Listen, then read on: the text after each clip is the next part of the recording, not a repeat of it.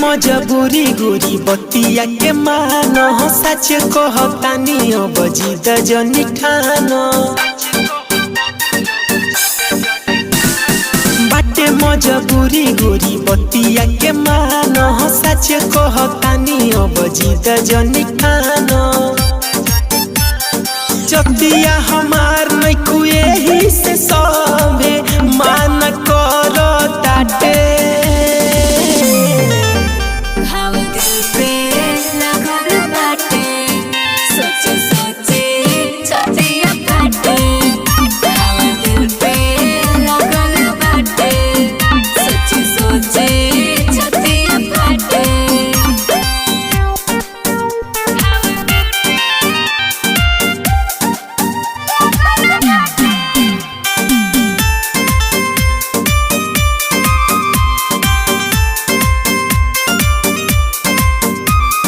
पहले काहे न सब बतिया बतैला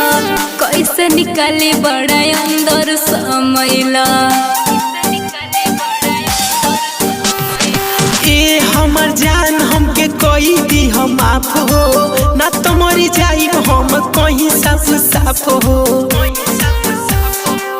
पल पल याद तोहर बड़ी सतावे दिल में बेचैनी बाटे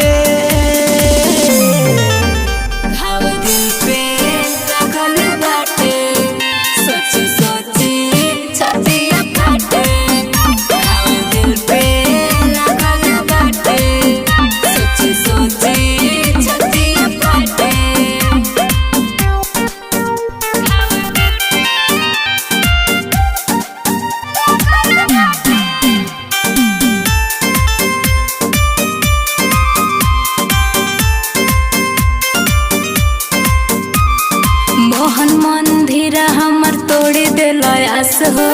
कैसे के करी अब केहू पर विश्वास हो केहू नहीं अब हमर मानता ते बात हो चल कहीं दूरे लेके चली अपना साथ हो एकरा से ज्यादा हम का कर सकेनी धरल ट्रेन राते राते